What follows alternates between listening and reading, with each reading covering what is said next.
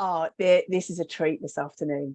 I was just saying to Nicole how often I recommend this book, how often I talk about how brilliant. Yeah, Sian is nodding. She knows. She's like, yes, Emma is constantly going on about this book. How often I recommend research journaling, how brilliant it is, and how much I learned from Nicole on this. And I've just kept saying to people, Nicole's going to be on the symposium, you can ask her questions. So here she is. It is truly a pleasure, and I am so delighted. If you haven't met Nicole or come across Nicole's work before, it's going to change your life. That is a promise. So Nicole is associate professor at UCL, but also, there you go, snap. But also is director of social research and practice, social research and practice education limited. So it is working to promote reflective practice. I think fundamentally is what you're about, isn't it, Nicole? And it kind of what I think does brilliantly in terms of thinking about using metaphors to express difficult issues, coming at material from a kind of different perspective. And I think this is brilliant. Hold up the book again. Always. Here we go. This is a bit of a spoiler, but the free gift at the end is a section of this book. Stay on to the end of the call because you're going to get that. So without any further ado, I am going to pass you over, well, introduce you to Nicole, because I'm actually going to interview her through the day. And so are you, in fact, today, because this is interactive. We want to know your questions. Research journaling is so individual. There are practices that we can talk about, but I know you're going to have your own questions for that. So hello, Nicole. Good afternoon. Hello, good afternoon. Oh, just thank you so much for being here. I'm just going to make sure I've muted all these people coming because we thank you very much for having me. It's a great pleasure for me to be here as well, and thank you very much for promoting the book. And also, am I the same Nicole who's worked on ableism in academia? Yes, I'm that one. So my name and face do come up on the different kinds of things. So yes, thank you. Yes, and the work on ableism and academia is equally brilliant. Really, really, really good. Thank you. So yeah, I would recommend all the way around. Awesome.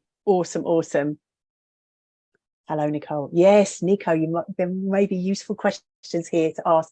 I'm sure you'd be happy to answer questions on that as well, would you, Nicole? But in that, I think it links in with the journaling too, in terms of your own lived experience of research, really, isn't it?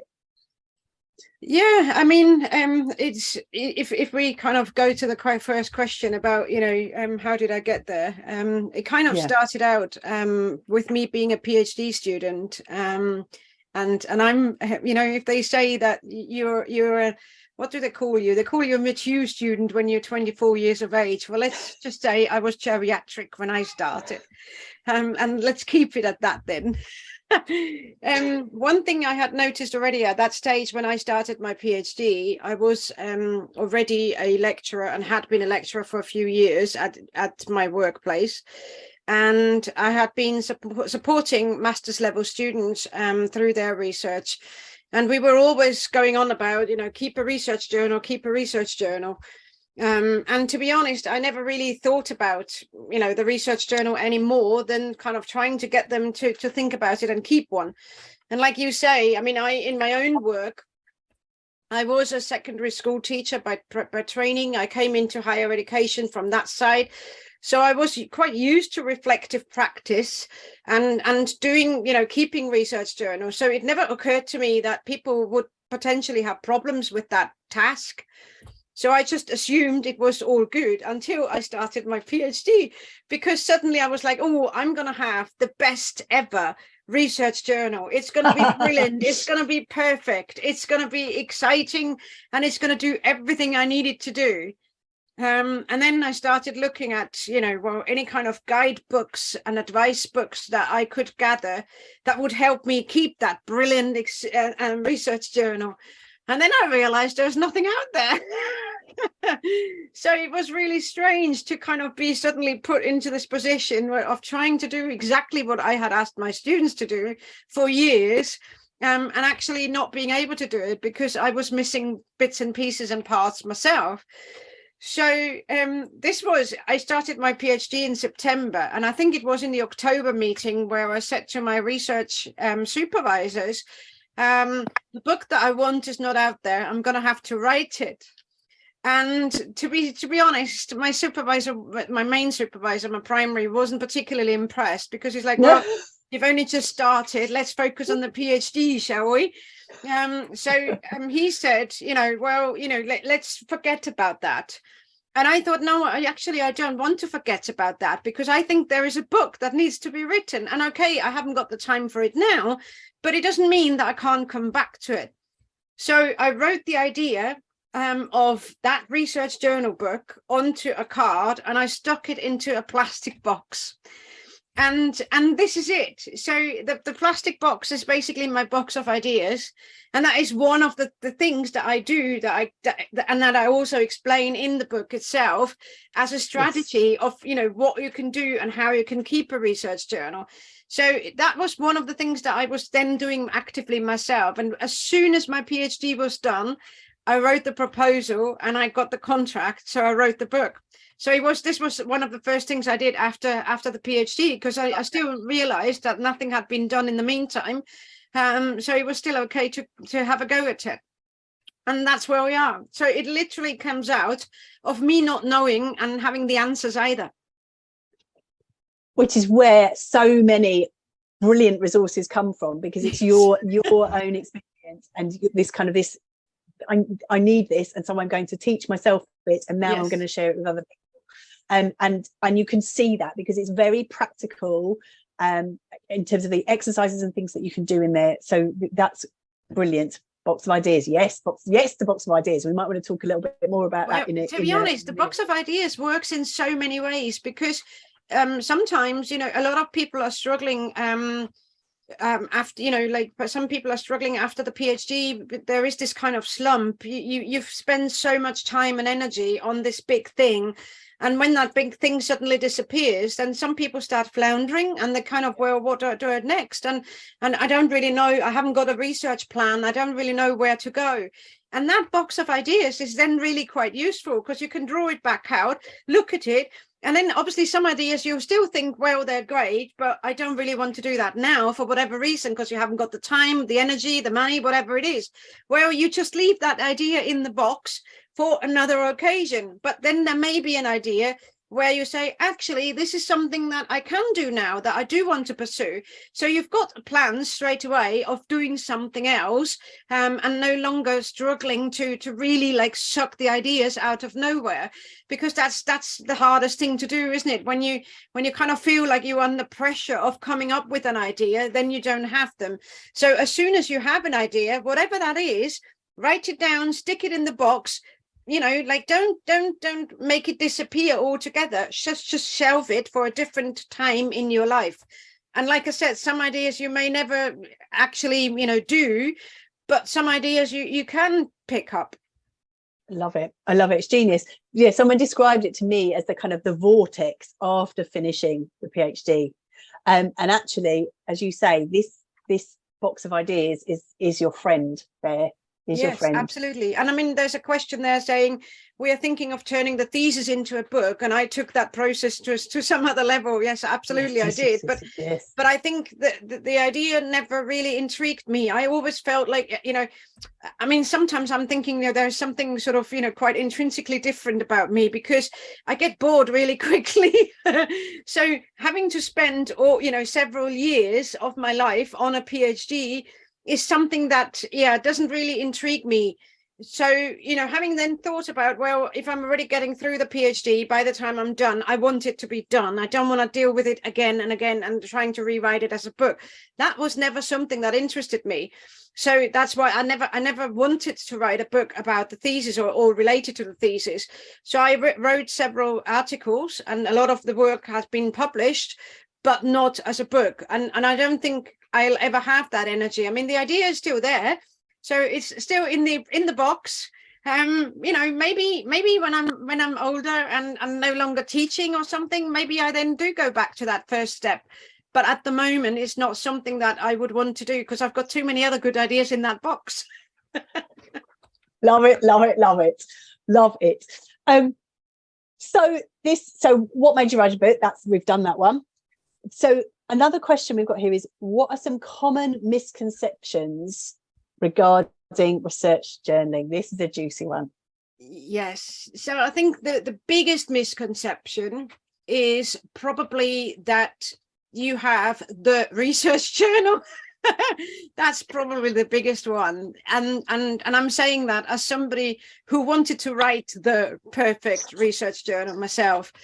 I don't think there is the perfect research journal, and I don't think there is the research journal. There are different kinds of things that the research journal does for you.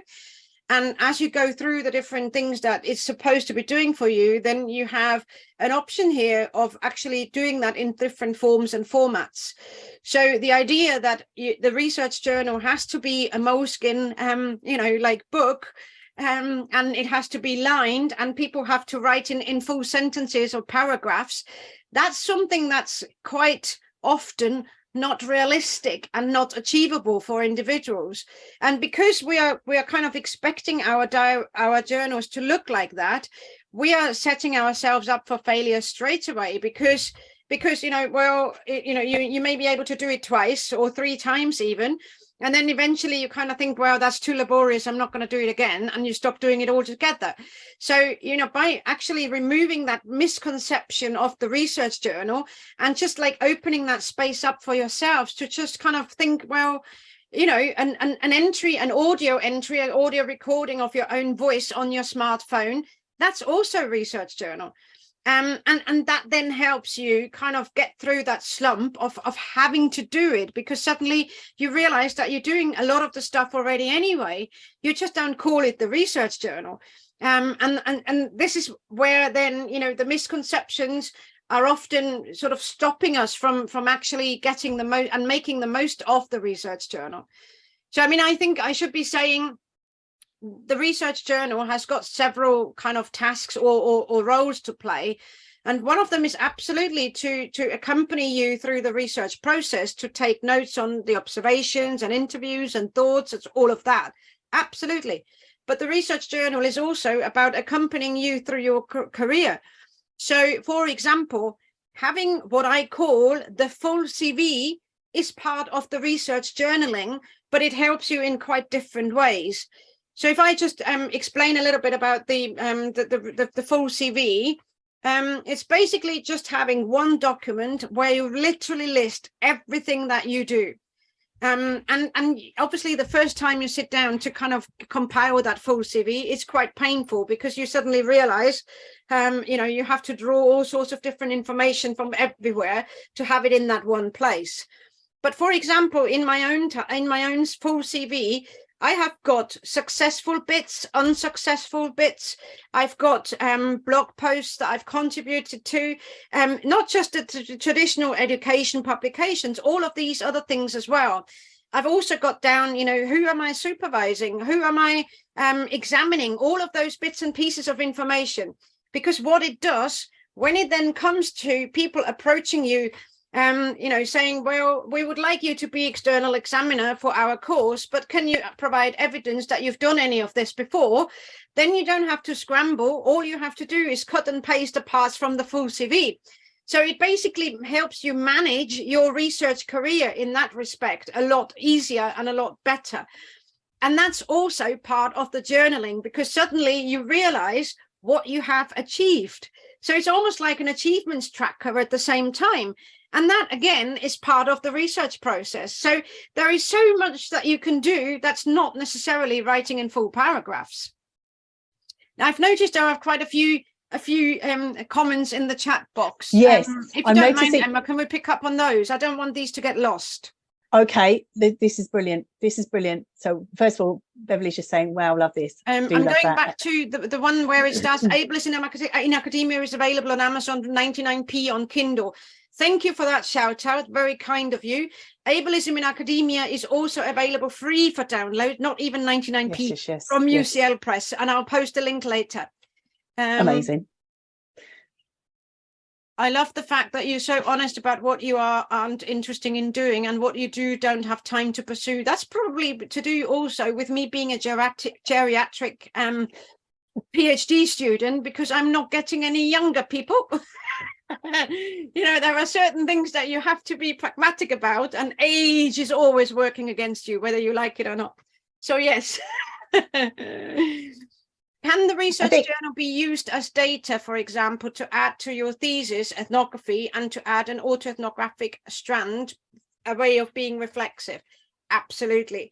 In fact, Emma will confirm that.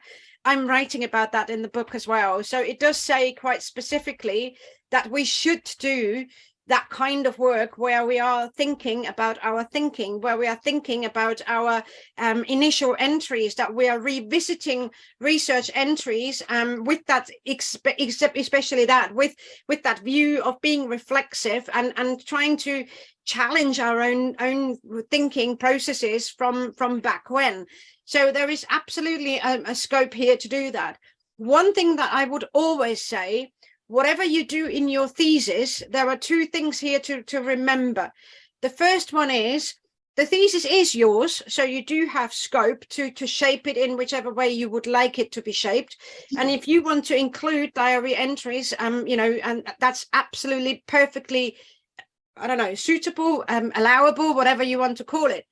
However, the second thing to say here is the thesis is a document that is also having a specific role. The thesis is an exam. So when whatever you enter into that thesis, you have to be kind of, you know, aware that this will be examined. So maybe check with your supervisor if they think it's a good idea to put these kinds of things in there, because they may have a better idea as to whether that's appropriate or potentially setting you up for failure when it comes to being examined. So that's one aspect of it. But the other aspect of it, I've lost my train of thought. Hang on. The exam and the thesis having two roles, the exam. Oh, and it's a public document. Thank you. It's a public document. So even though initially the only the examiners and supervisors will see it, you will put it into a repository. And that repository is there. And people can access it. And yes, it's not necessarily accessible within the click of a button, but theoretically, I could go to your library and take out your thesis and read it. So the question here, you've got to ask yourself, do I want what I have written in my private diary to be in the public domain? Think of it like you would think about it in social media terms. Is this something that you would be happy for your grandma to find out about? And this is in a way quite similar here, because maybe you're okay with it now, but do you think in 5 years or 10 years time, when you're trying to apply for a different job or a different role, it could trip you up? In which case, keep that part of the research journal private and don't share it. That was quite a long lecture. I'm sorry about that. No, I think there were lots of really important points in there. So it's really useful, really useful. So yes to ethnographic material with caution. With just absolutely being mindful of that. I really like the idea of the book journal not being lined or written up. The basis of my thesis chapter was a stomachache. Oh, I'm really sorry about that. Sorry about that experience you've had, but yes, absolutely. So my research journal, journals are some of them in printed A4 pages or handwritten A4 pages that are in a folder. I also have A4 books, exercise books, which I use back to front. So this one here, you can see meeting notes, and then this is a to-do list. And within that, I also have different sections on the to-do list, because there is a termly one, and then there is a weekly one. So there is kind of long-term and medium-term planning within one exercise book. And the reason why I've got the meeting notes and the to-do list together is because often during a meeting, you realize that you've got something to do. So it needs to go into the to-do list. Otherwise, I'll forget about it. I also have loose pieces of paper. I also do art and craft. So some of my research journal is more like a collection of objects. Paintings, which I wouldn't share in the public realm because they are literally just for me, my sense making. And they're by no way pretty or meant to be shared in any kind of, artifact way. Although I do have other sort of installation things that I do share. So again, it's about that decision as to what do you share, what do you keep for yourself. And that's the important thing. Anything can be part of the research journal, whatever works for you. Really. I love it. How do you bring together different types of research journal? Yes, I love that question, because that was one of the starting points as well for me. It's like, well, because I was already doing all of this, different kinds of forms. But for me, it was like, how do I cross-reference between the different parts? And I can't, I'm afraid I don't have a simple answer for that, because it's more one of those things that has emerged for me over the years of doing research journals, that I know where I put what. So I do tend to have a research journal for a specific project, and that tends to be one physical exercise book or folder. And then I've got the equivalent as a digital version, as a digital folder. So if I have, say, for example, I'm doing a project now on, I don't know, children's experiences of school, say, then I would have a physical research journal where I can write all my notes and put everything together. I would have a digital one on my computer, which is also called Children on Schools. And any kind of recording that I would then do, like my audio voice recordings or whatever, I would put into those files. And then I would know to check these two things together, to kind of bring them together in that respect. But it's absolutely messy, so it doesn't look tidy at all. So if you're trying to say, how do you bring them together to make them look neat? I don't have an answer to that. That is a question I can't answer yet. But also, like we were saying yesterday, the magic is in the mess often as well. And I think what's gorgeous about the kind of, especially the sensory processing, is that as you have that, what you're calling mess, but this sense of this kind of creative, all these different elements, you then start to sort of see connections that you might not have seen if you'd tried to write them down in an orderly list. You're actually, oh yeah, no, that and that and that, this comes together. So there truly is something gorgeous about that processing material in that way that isn't linear and organized. I agree with you. And that's something that I find quite useful as well. And I quite actively seek out through the creative arts and the creative writing and that I do also. So yes, absolutely. Yes. The journal is an artifact in the sense that it transforms your ideas into something concrete.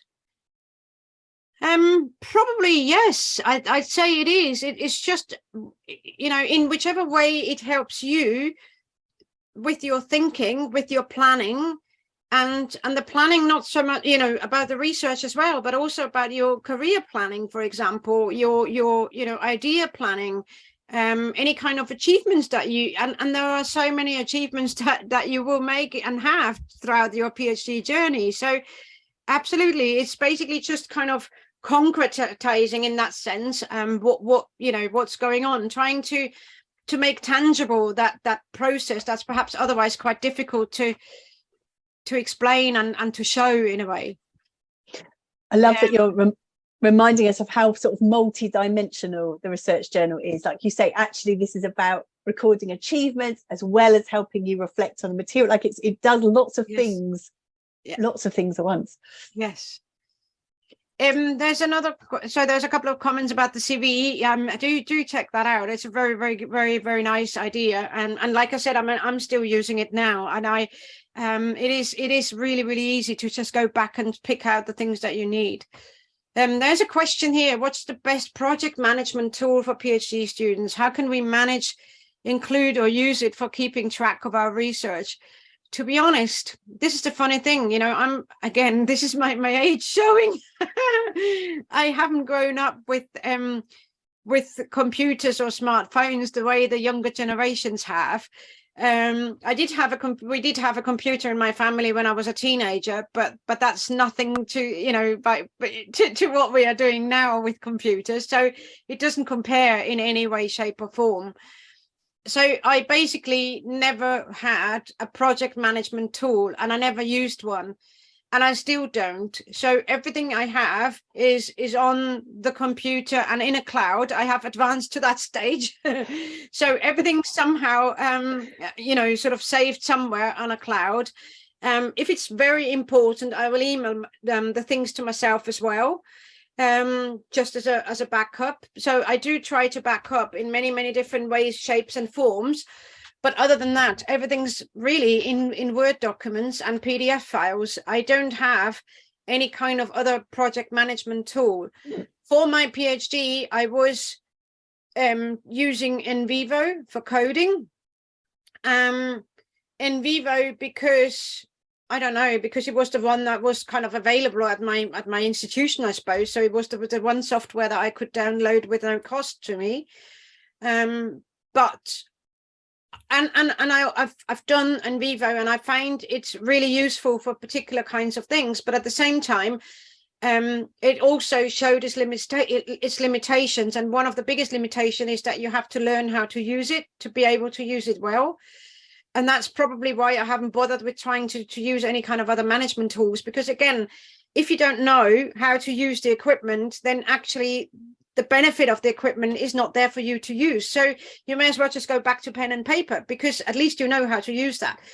And that's something that's, I think, quite important also when we're talking about recording. You know, what kind of recorder do you use? What kind of photography equipment do you use? I mean, there's so much out there. But unless you are able to use all of the functionalities of a DLR camera, quite frankly, a point and shoot smartphone will do. And that's the same here. So I'm, you know, how can you manage and include the management tool? I would have to say that that's really up to you to kind of really learn the functionalities of that tool for it to be useful. Otherwise, it's not useful in any way. And again, this was me being pragmatic. I didn't find that I wanted to spend a lot of hours of learning, you know, any kind of management tools when I get along quite nicely with the way I'm set up now. Yes, and I think it links with, it was a similar question came up in Melanie's session just before lunch in terms of referencing tools. And I think that it is, like Nicole said, this sense of the best tools are the ones you know. Those are the best tools. The ones you know, either you learn and stick to them, or you already know them. That's because actually also in terms of functionality, a lot of the project management tools, they're pretty much of a muchness, aren't they? They do the same things. So the ones you know, yeah, and that was the same as referencing. Thank you. Thank you. My friend who's in textile archaeology keeps weaving a journal. Yes, absolutely. And there are people who stitch and people who knit, and it's brilliant and it's beautiful. And yes, absolutely, do use them. So yeah, a lot of people saying here, sounds fabulous, loving the textiles journals.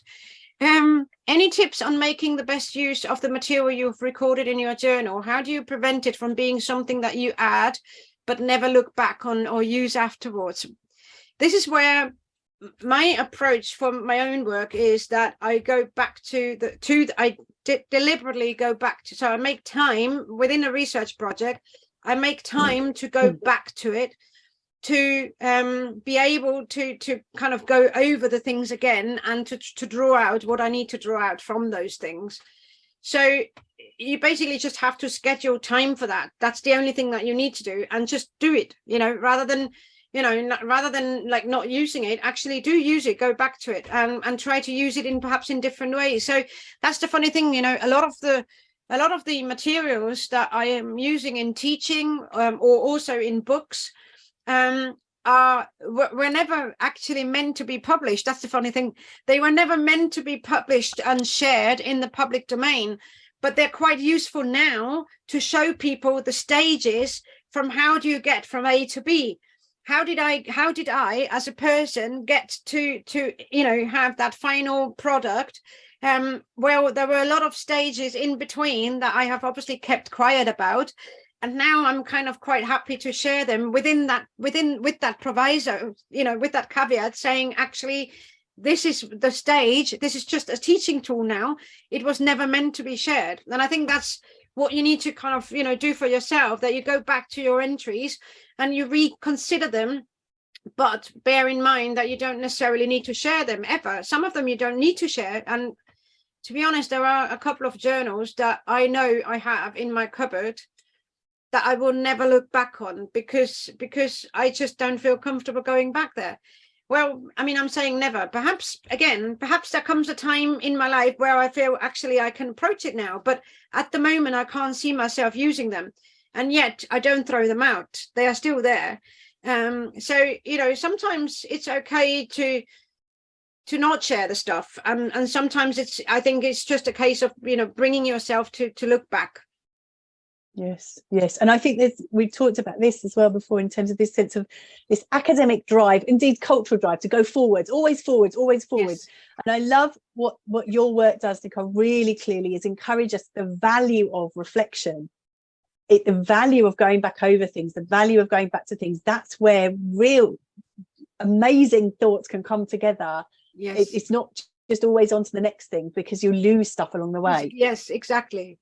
There are a few comments. There's a bit of a conversation going on there about the textiles journal. I'm not going to share that here, but thank you for that. Keep the conversation going. It's really interesting to read and follow for me too. There's somebody here that said, I do this and I was feeling bad because I thought I was being scatterbrained in terms of, like using different forms and just going through. I'm starting to realize that there are a lot of comments there. Do you want to pick up on anything in particular? There was, so yes, people are talking, giving the different things, and I think just to acknowledge what we said in terms of people saying the different. There are lots of different tools that you can use. There's a question here from Ruth saying, while acknowledging research journaling is research, how much time do you spend journaling versus researching? Yeah, that's a good question, actually. How much time do I spend journaling? So I don't schedule time for journaling. I don't, because I find that I get sidetracked with other stuff, or I find it a chore, so it doesn't come naturally. And when it's becoming a chore, and it doesn't come naturally, you feel it, you have to sit down to do it, and then suddenly you kind of feel blocked up. So for me, the best way of doing journaling is actually, a lot of it happens in my head, at times when I know it will happen. So in the past, for example, I was driving my son to school on the school run, and that's when I had my best ideas. And then you're driving, and then you can't stop the car and you can't write it down. So this is the situation where the best ideas would come to me. The same would happen, like, when I'm, I don't know, in a bathtub, again, same situation. So what I do now is actually I build during the day, I build in time when I go for a walk, because I know that going for a walk for me triggers that situation where I can unlock. I don't know what it is that my brain does then, but it's in those situations that I get unstuck and unblocked. So I know if I'm stuck, I'm just basically shutting down my computer, going out for a walk, and when I come back, I know that I've got something to write about. And that to me makes a lot more sense than trying to sit down at a particular point in the week, just saying, on a Monday at 3 o'clock, that's when I'm going to journal. It doesn't work for me like that. That said, try it out. Try it out for yourself, what works for you, because my way of working is not necessarily your way of working. So, if I'm saying that this is how it works for me, for you, it may be different. And that's one thing that's quite important to kind of recognize as well.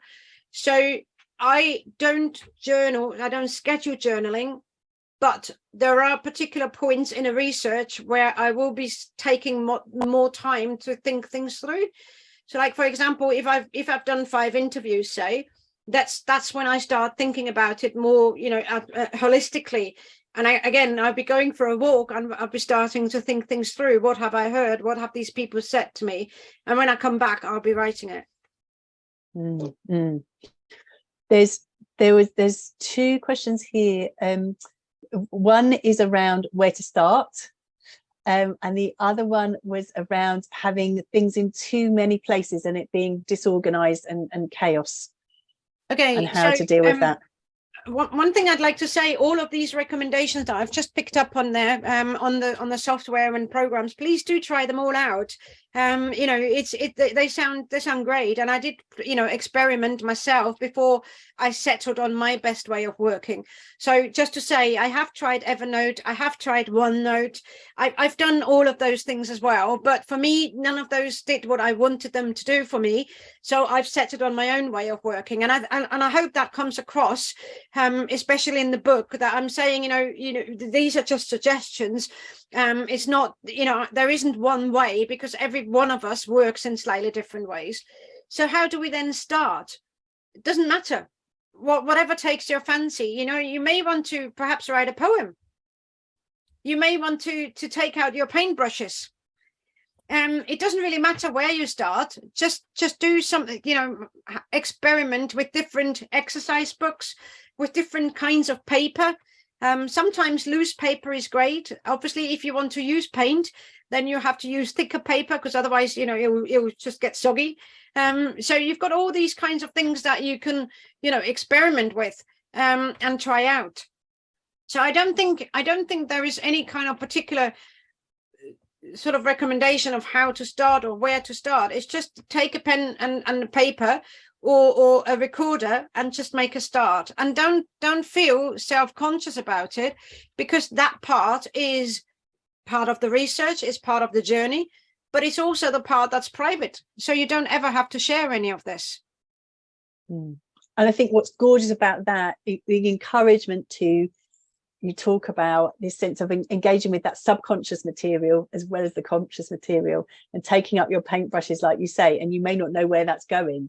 You talk about that in terms of the kind of the creative element of that Yes. You're speaking to yourself in that. And for some people, I'm not a mind mapper. I'm not a mind mapper, but I do know for some people mind mapping really works. So why not start your research journal with a mind map? A mind map of your chapters, a mind map of the research project, the kinds of things that come to mind. You can even start with free writing, but literally just kind of saying, well, I'm sitting here and I'm really struggling to start my research journal, and just like write down those thoughts as they come to you, just to kind of kick off that initial process. Love that. I love that.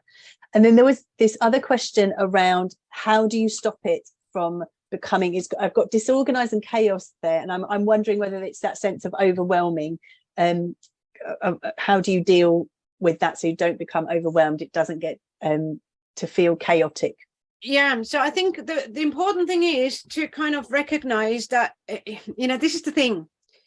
Obviously, the PhD is really important, and that goes without saying, really. But in your PhD, you're making choices, and you have to make choices, because if you don't make choices, you will never finish. There comes a point where you have to kind of decide for yourself, are you going down this road or are you going down that road? And then you just do it. You just have to kind of do it. Research journaling here is no different. Don't get hung up about, having to do it 3 times a week, or having to do it, like regularly, or having to look in a particular way. Just do what feels natural to you, what comes natural. And if you then, in the course of all of that mess that you have arranged over the years, you suddenly lose a particular kind of recording that could potentially be important, but you've forgotten about it, well, what's the drawback or the problem with not including it? You've not included the other parts where you've taken decisions. So how is that different here?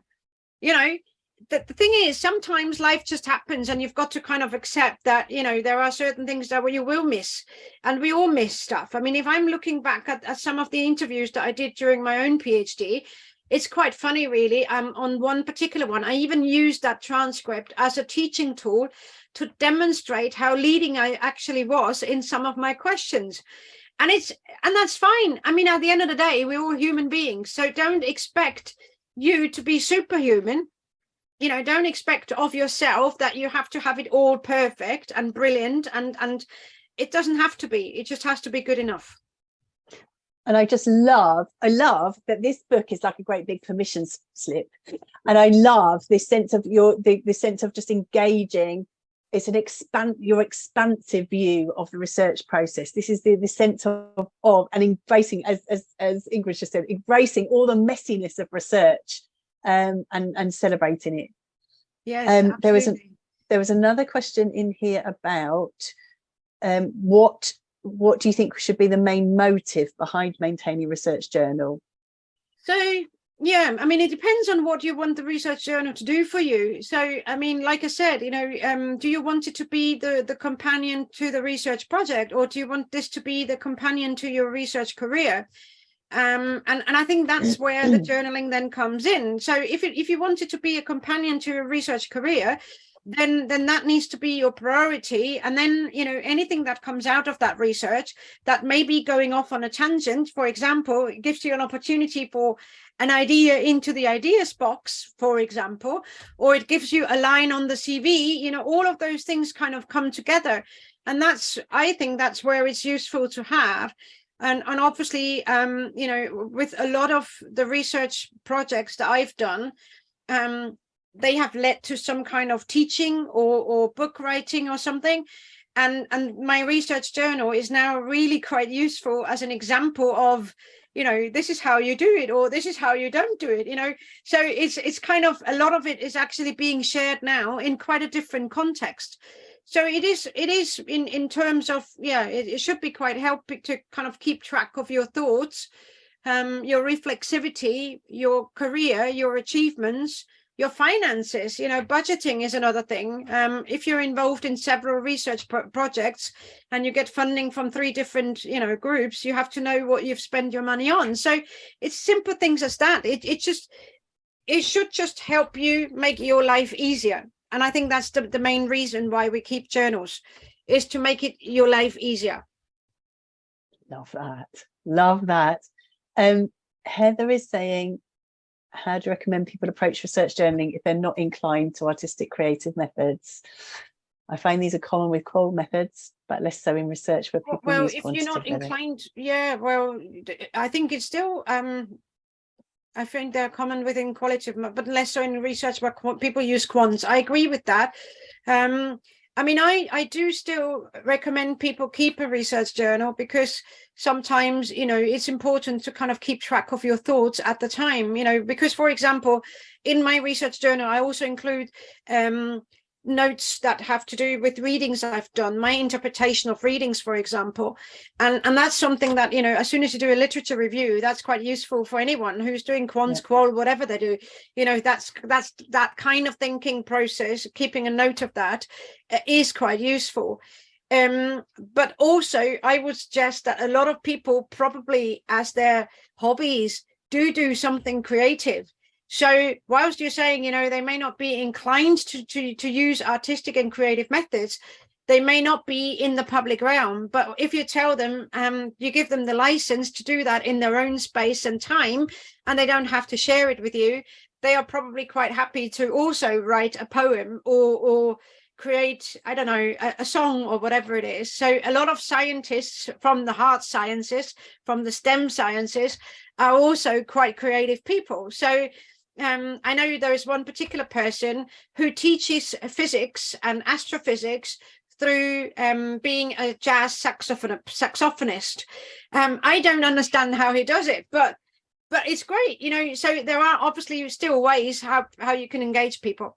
Yes, and I think that's it, isn't it? And we will both know, Nicole, people who use research journaling but are at the hard end of quantitative research. I know I'm working with someone myself, And actually it's that, like you say, it's that thought process, it's documenting the thought process that goes alongside it. And that's really useful in terms of looking back, especially if you have to step away from your research, isn't it? Then it kind of allows you to go back in, to dip back in and go, oh, that's where I was, that's what I was thinking about. And that tells you something in a way that the statistics, the hard evidence, doesn't necessarily. I mean, there's a couple of comments here about, you know, finding it difficult if you have things in multiple places, you find it too overwhelming. I mean, that's fair enough, but then, like I'm saying, that way of working, my way of working may not be your way of working. And I think this is really important, that, you know, unfortunately, there isn't, at the end of the day, and that's the one thing that I quite hate about my own book, to be honest, because it's not actually giving you, you know, it's giving you a lot of different choices and options, but it's not really telling you this is how you do it. But then I have come to the conclusion that everybody has to find that out for themselves. I think that's the really important part. That's the bit I love about your book. That's what I love about it, is that it's like a menu of, like we were talking about yesterday about a menu. It's like a menu, but it's not saying this is how you do it.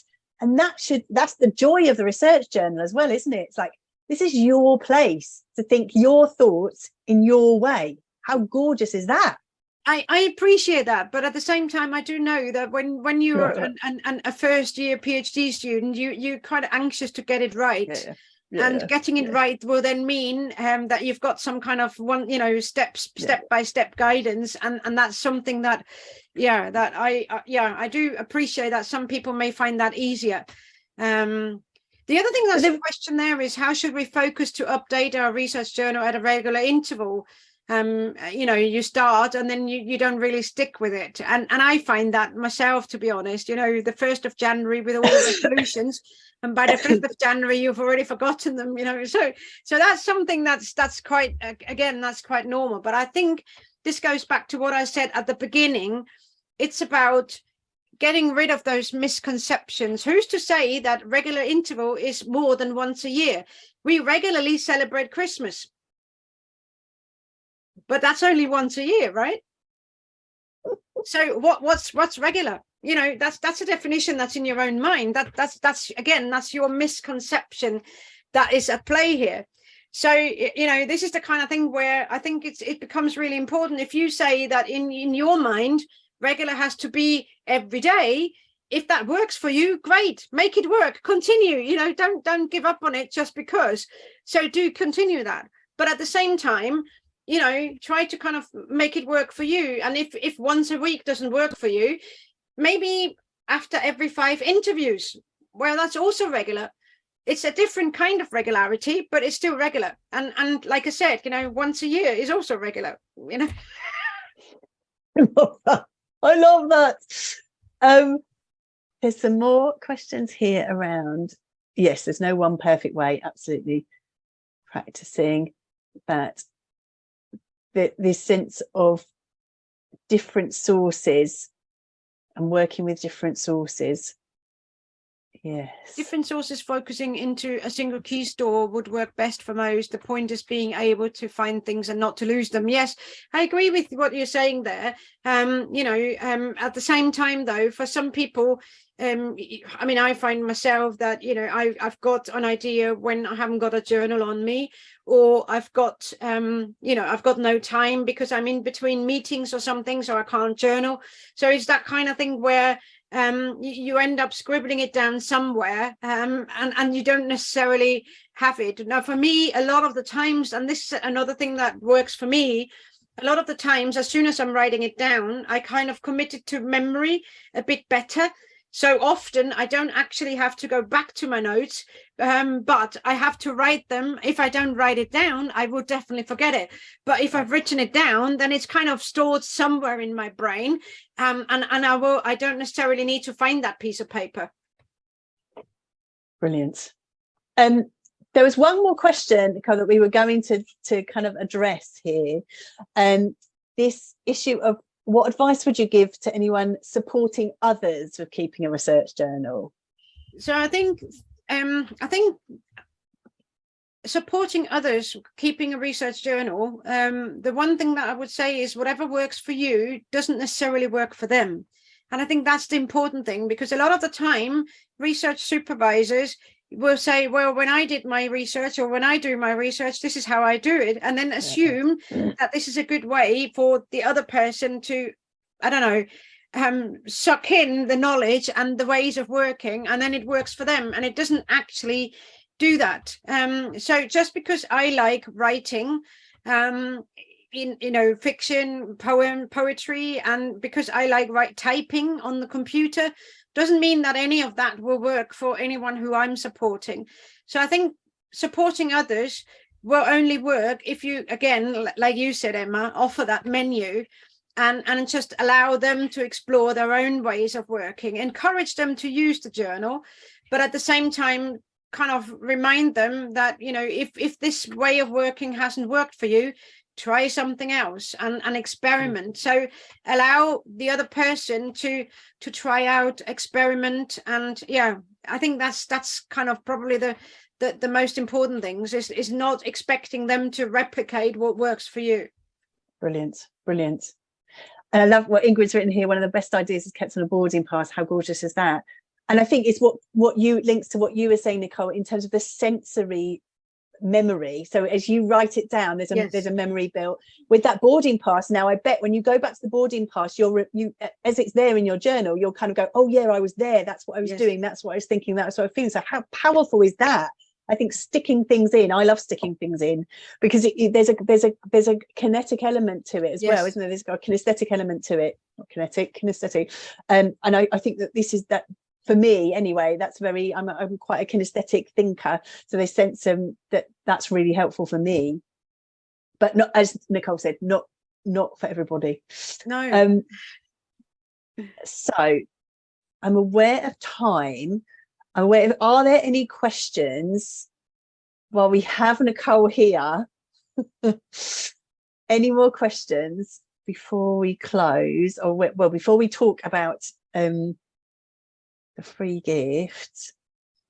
Can I ask Nicole one question, please, Emma?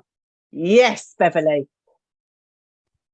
Nicole, Oprah said that when she dies, Gail has been told to go to her house and get all her journals.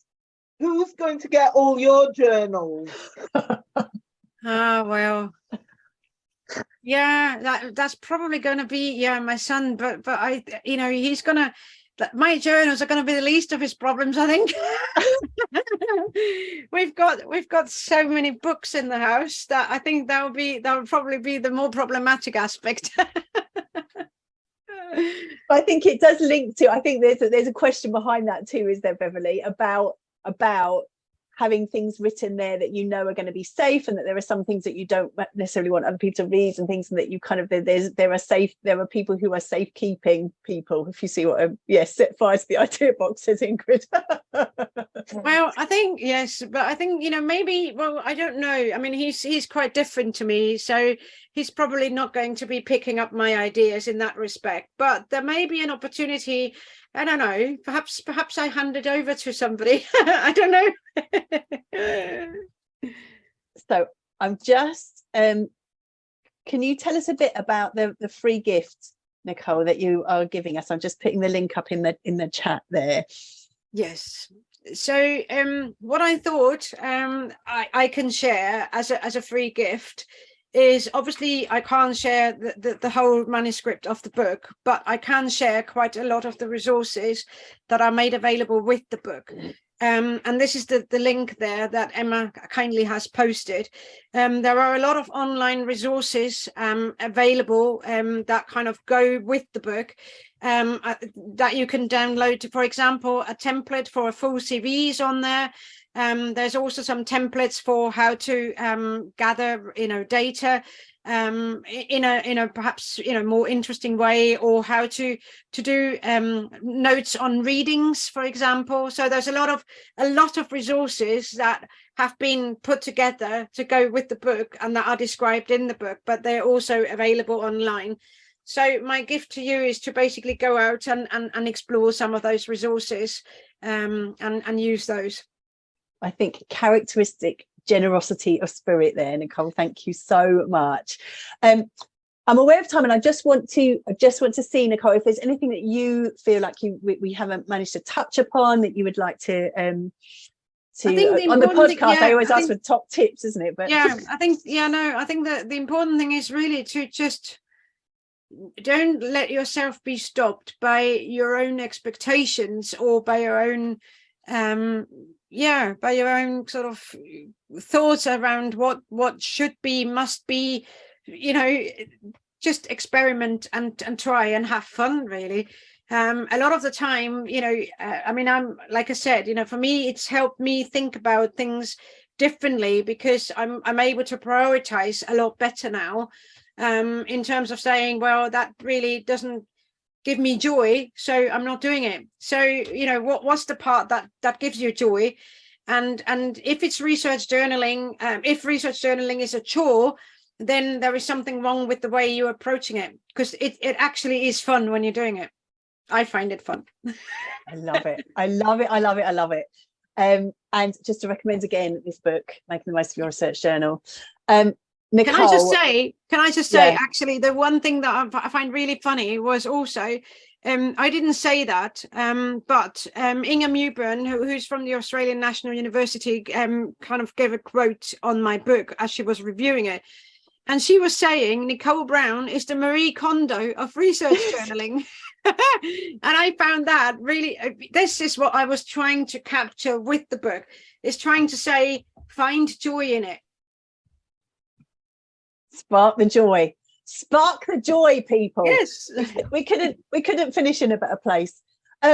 Nicole, you are awesome. Thank you so much for being here and inspiring us all.